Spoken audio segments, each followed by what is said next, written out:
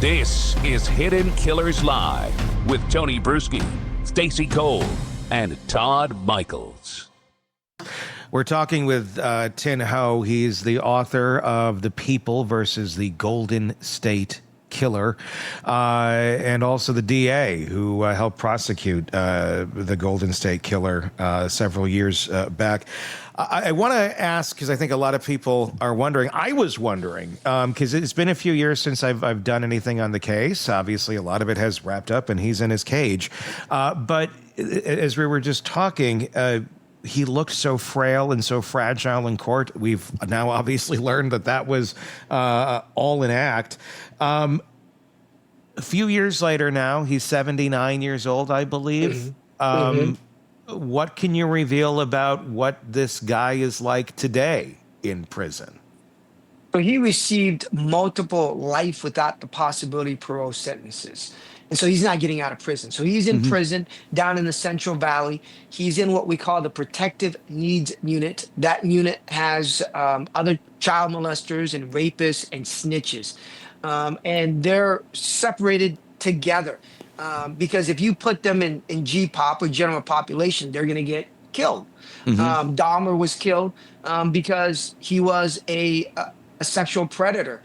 And those sexual predators are not highly looked upon in prison. Plus, if you can kill somebody like a Golden State Killer or a Jeffrey Dahmer, you're going to gain notoriety. So they put him in this Protective Needs Unit. He works in the mess hall, in the cafeteria. But what I do know, and what I have been told, is that he is constantly looking over his shoulder, worried and terrified that somebody's going to attack him. And that is, frankly, the right thing. I was very thrilled when I heard that, because he made people feel that way in their lives. And so it's about time that he lives and gets to feel his own living hell. Are there people who have access to him that could harm him, even though he is protected? And can we fill their canteen as an incentive? Well, but my question is, he's protected and he's looking over his shoulder. Who is he looking at?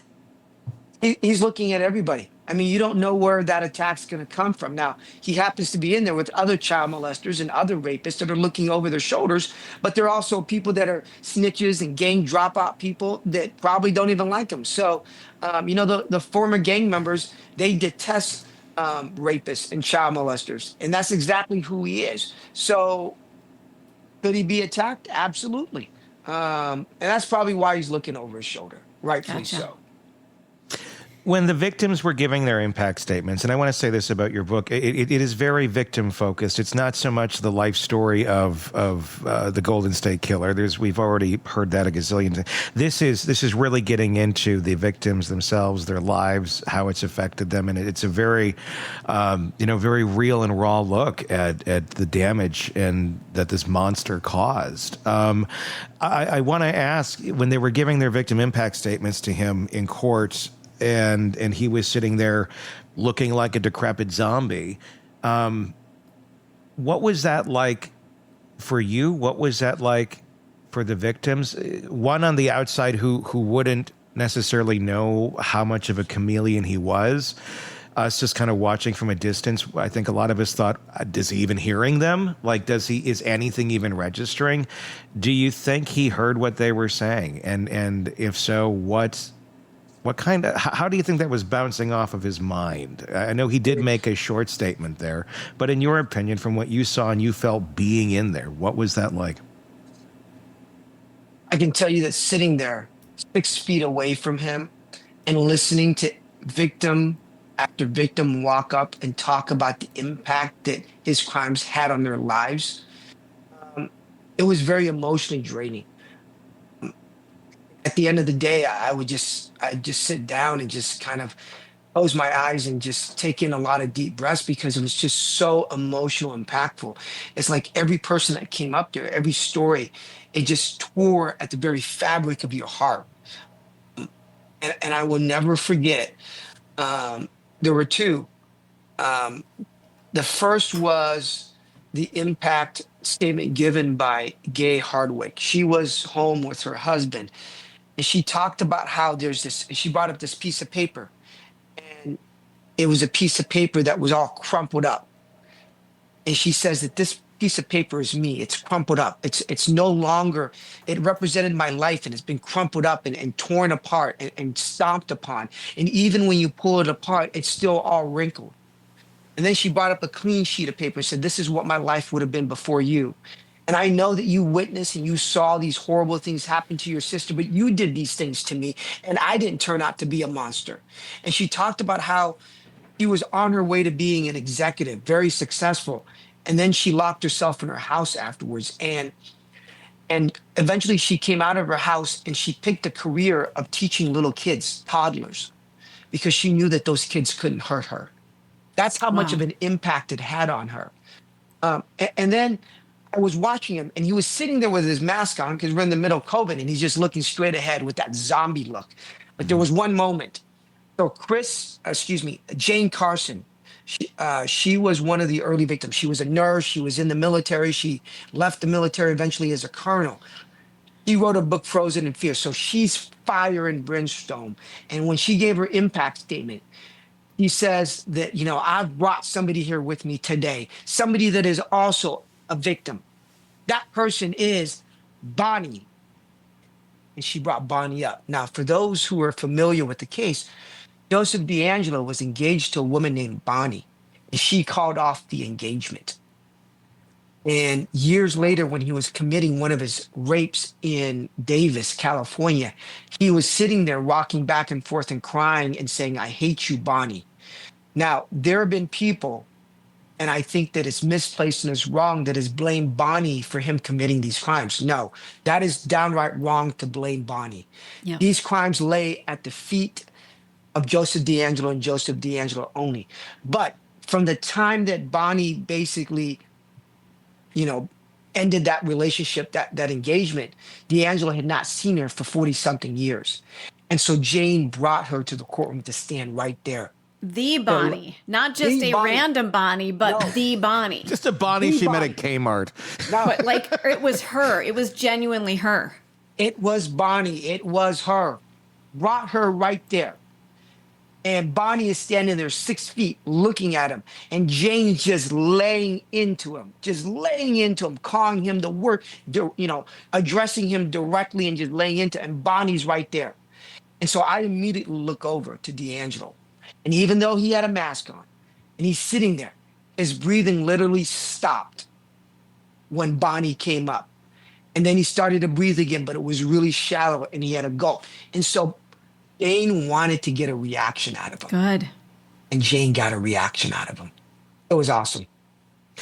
Why do you think that was? That Bonnie is the thing that got a reaction out of him, and what else could get a reaction out of him? In a comparison I'll make is the Kohberger sentencing, which just took place, where just stood there stone faced, but when Olivia Gonzalez got up there and went into him, there was a lot of people who were sitting around going, that seemed to be the time that Kohberger had some sort of a reaction, that he had some sort of fear going on in him.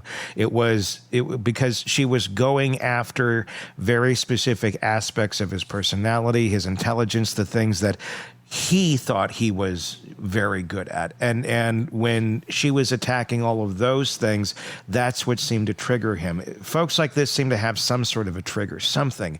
And just saying you're a horrible person, you're a monster, you're a blah, blah, blah, blah, blah, that usually doesn't affect them very much. They already know that. They've accepted that. They take pride in that in some cases. How did having Bonnie there, and why did having Bonnie there get some sort of reaction out of him? And are there any other areas of life that would trigger this man to feel something or to trigger that anger, that whatever emotion it would be in a monster like this, that is recognition of something that they don't want to face? The Kohberger, as you may recall, was a criminal justice major, right? Yep. And DeAngelo was a criminal justice major. They were both attracted because they wanted this element of control. They wanted the inside knowledge. And it comes back to control. He did not have control over Bonnie. He tried to have control, and I cover that relationship in the book. He tried to have control over Bonnie and get her to do certain things, and she wouldn't do it. And that's what ultimately ended that relationship. That she ended up taking away the control from him. Bonnie did. And here was a victim, Jane Carson, who took control back and away from him. And not only did she do that, she brought somebody else who had done that, who he had not seen for so long. So what he wanted most in life was control. And he gets to sit there and control himself and be in that zombie state. He gets to sit there and like hold himself a certain way, portray himself a certain way. But when somebody else comes in and pierces that control, that's what gets to him. What a beautiful moment. Did you get a chance to talk to Bonnie? Did you have any interactions with her to hear what life is like for her? That's got to be a weird juxtaposition of life to look back on and go, that was almost the person I was going to marry. But I changed all that, and she made the choice to get away from that. What do we know about how life has been for her and how she's processed this? So Bonnie, obviously when we arrested him, we dug into his history, found Bonnie. So we interviewed Bonnie multiple times to get really an image of DeAngelo, the Golden State Killer. I've talked to Bonnie a couple of times as well. I mean, immediately after court, I ran into Bonnie and Jane. I ran into Bonnie and Jane, and we were talking outside. We took a picture together as well.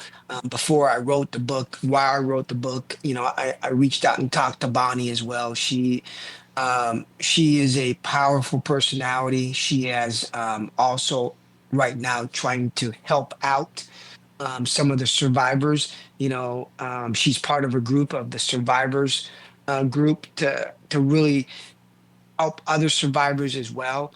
She's part of a group that's started by Chris Pedretti. Chris is one of the other survivors, Chris and Gay. So I cover a few of the stories in the book. And so they started a nonprofit called Phyllis's Garden, which supports other survivors. And so part of the proceeds of this book goes to support Phyllis's Garden so that we can support survivors. So many of the survivors have found their voices and have turned pain into power. Thien, how has this case coming into your life, how has it changed you as a person? Because you don't walk away from this unscathed either, I imagine. As prosecutors, we see people at the worst moment in their lives, right? Either they are a victim and they've had the very tapestry of their life shredded.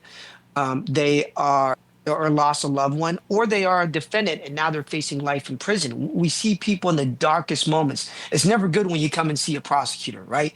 And like first responders and like the police, we take in a lot of the sins of the world. I wrote about in the book, the sin eaters, the sin eaters in England.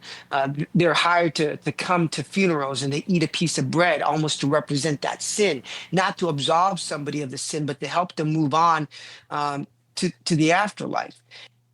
And so these cases, they stay with you. It's hard to take in the darkness. I can't turn on the switch on and off my mind. I don't sleep very much. This was the last case I handled, but it still stays with me. But the way it's affected me is this. It has reinforced my belief in regards to the resiliency of the human spirit. Then you could have the most horrible things happen to you and you could come out on the other side hurt, pained by it, but then turn that tragedy into triumph like so many of the survivors have. And the other thing it reminds me is justice never sleeps. It never forgets. Sooner or later, we will find you and we will bring you to justice. And even if you are dead, we will bring your name into the light of day. We will drag it into the sunlight to show the world the monster that you were. And those are the two constants that I keep with me, is that the eternity of justice and the resiliency of the human spirit. Speaking of that, genetic genealogy also doesn't forget. And that's part of what brought, that's one of the big things that brought the Golden State Killer to light, was just that. How many other cases do you think are out there? How many are you aware of in your own ecosystem where you're like, If we could start cracking the code on this a little bit, get some investigators reopening some cases using IgG to do essentially what they did here and in so many other cases of tracking folks down. Do you think that there is going to be a massive resurgence in old cases now that this technology just keeps getting better and better of unearthing crimes that many thought either went to people with the grave or that they just thought they got away with for 40, 50 years? So my office pioneered the use of investigative genetic genealogy to solve this case. And right now, and we teach across the country on how to use that technique. We develop best practices. And I can tell you that there's been over 1,000 cold cases that have been solved since the Golden State Killer, from child molestation to rape cases to murders using IgG. And we continue to do it. So after I was elected district attorney, I started a cold case science and technology unit where we're going over cold cases right now to solve them. The other thing that I've started as well is I created a task force to look into the MMIP crisis. So MMIP stands for Murdered, Missing, and Indigenous People. Indigenous women are 10 times more likely to be murdered than their counterpart in the general population. And many of these cases go uninvestigated and unsolved. And there's nothing but silence left for our Native people and those families. So I started a task force working with the sheriff's department and a local tribe to really look into these cases. So we're trying to use this to solve so many different other cases and bring justice. And the technique that Paul Hoves came up with on here and that we perfected has solved cases and brought justice to families. Let me ask you this about IgG, and maybe kind of an idea, too. Obviously, somewhat we're at the mercy of if you go and do the test, take the test, volunteer for the test. A lot of times it's, you got it as a gift, or you decided, I'm curious, I'm going to go sign up for Ancestry or 23andMe or whatever it may be. And then it gets into the database.